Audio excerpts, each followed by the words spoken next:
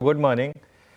वो फीलिंग आ रही है ना कि वीकेंड कहाँ निकल गया पता ही नहीं चला। गुड मॉर्निंग अनुज, कसम से है ना वो क्योंकि पिछला हफ्ता इतना टायरिंग था गजब से।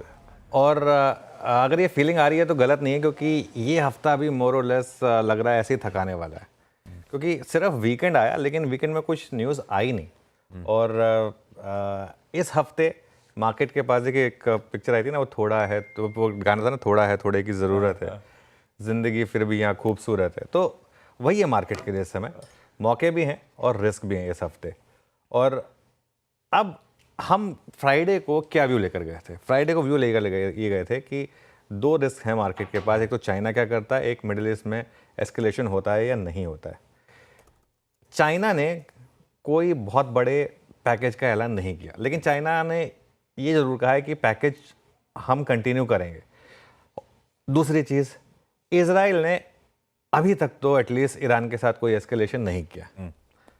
लेकिन अब इसका मतलब ये नहीं है कि ये दोनों चीज़ें अगर वीकेंड पर नहीं आई तो नहीं आएंगी, ठीक है ना। वीकेंड पे इवेंट नहीं होने का मतलब ये नहीं है कि नहीं होगा। दोनों फैक्टर अभी भी एज इट इज़ इंटैक्ट है। चाइना भी कभी भी ये लोग अनाउंस कर सकते हैं और इजराइल भी कभी भी अनाउंस कर सकता है। अब इसका मतलब क्या है? इसका मतलब ये है कि या तो आप पूरे टाइम डर में रहें। भाई पिछला पूरा हफ्ता हम इन दो चीज़ों के डर में थे, ठीक है ना। मार्केट ठीक है लोअर लेवल पे सपोर्ट लग रहा था, लेकिन हायर लेवल पे चल नहीं पा रहा था क्योंकि इन दो चीज़ों का डर था। तो कहते हैं ना, डर के आगे जीत है। अब मेरे ख्याल से एटलीस्ट ब्रॉडर मार्केट ने आपको दिखाना शुरू कर दिया। आशीष, आप पिछले हफ्ते का चार्ट देखिए। अगर पिछले हफ्ते जो मिड कैप था उसने आउट परफॉर्म करना शुरू कर दिया था फिर से। मैं एग्जैक्ट डेटा देख रहा था पिछले हफ्ते का। और अगर आप महीने का भी चार्ट देखेंगे तो अब निफ्टी मिड कैप सिर्फ 1.5% नीचे रह गया और निफ्टी अभी भी 3% नीचे। देखिए 7 दिन का चार्ट है निफ्टी का, मिड कैप का, और ये निफ्टी का चार्ट है। तो क्लियरली मिड कैप ने थोड़ा सा अब आउट परफॉर्म करना शुरू कर दिया है।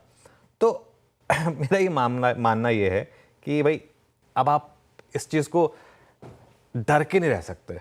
अब जो आएगा वो आएगा। हाँ, जब आएगा तब उसको हम रीड थ्रू करेंगे, उसकी स्ट्रैटेजी उस हिसाब से बनाएंगे। लेकिन अब थोड़ा थोड़ा आपको उस हिसाब से मूव लेना होगा। उसमें पहली अप्रोच ये हो सकती है सेक्टोरल अप्रोच लेकर चले और स्टॉक स्पेसिफिक अप्रोच लेकर चले।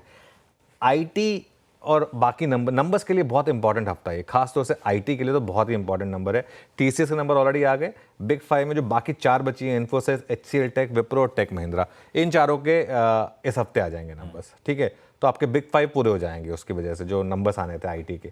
उसके अलावा एम्फेसिस और एलटीटीएस के नंबर्स भी इस हफ्ते आने। तो उस हिसाब से नंबर्स के हिसाब से काफ़ी इंपॉर्टेंट हफ्ता है, खासतौर से आईटी के लिए। और रिलायंस के नंबर्स आज हैं। रिलायंस मार्केट के लिए एक बहुत बड़ा फियर फैक्टर रहा है, मार्केट के पेन फैक्टर रहा है रादर देन फियर फैक्टर। कहाँ 3200 होता था इसका भाव एजीएम के आसपास, कहाँ अब ये 2700 पर आ गया। अच्छा, और एक और चीज़, रिलायंस तो पहले से ही गिर रहा था। रिलायंस ऐसा नहीं कि अब मतलब जब ओवरऑल मार्केट गिरी तो उसमें तो और गिरा, लेकिन रिलायंस ने पहले गिरना शुरू कर दिया था। तो काफ़ी ये स्टॉक गिर चुका है, इस पर भी हमारी नज़र रहेगी।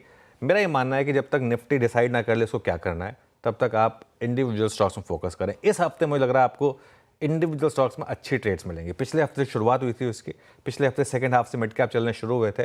मेरा ये मानना है कि इस हफ्ते शायद मिड कैप्स आउट परफॉर्म करें। हो सकता है ऑल टाइम हाई भी लगा दे मिड कैप इंडेक्स इस हफ्ते। निफ्टी के लिए 2 इंपॉर्टेंट लेवल हैं आशीष। पहला है लोअर लेवल, रीसेंट लो 24,694। अगर आप इसका निफ्टी का 1 महीने का चार्ट देखेंगे तो उसमें आपको वो लो दिखाई दे जाएगा 24,694 का, जो आई थिंक हमने करीब 1.5-2 हफ्ते पहले लगाया था। ये फ्राइडे का है, 2 हफ्ते के चार्ट में दिख जाएगा 24,694.3 अगर आपको प्रिसाइज लेवल चाहिए तो। और हायर लेवल पर 25,294, वो क्या है? निफ्टी का 20 डे एक्सपोनेंशियल मूविंग एवरेज। अगर गिफ्ट निफ्टी वहाँ खुलता है जहाँ पर ये समय दिखा रहा है, तो हम इस समय एग्जैक्टली इस रेंज के मिडिल पॉइंट पर हैं, ना 10 पॉइंट ऊपर ना 10 पॉइंट नीचे, एग्जैक्ट मिडिल पर हैं हम इस रेंज के। तो अब या तो ये इस डिस्टेंस को ट्रैवल कर ले अप साइड पर या डाउन साइड पर। एक चीज़ मैं आपको बता देता हूँ, जिस तरफ भी निफ्टी निकला इस रेंज में, वहाँ से 1000 पॉइंट का मूव आएगा। मेरा मानना तो ये है कि ज़्यादा चांसेस अप साइड पर हैं 1000 पॉइंट के, लेकिन आपको रेडी रहना है दोनों साइड के लिए। तब तक इंडिविजुअल स्टॉक्स पर फोकस कर लें। बिल्कुल ठीक है, और उस पर अपन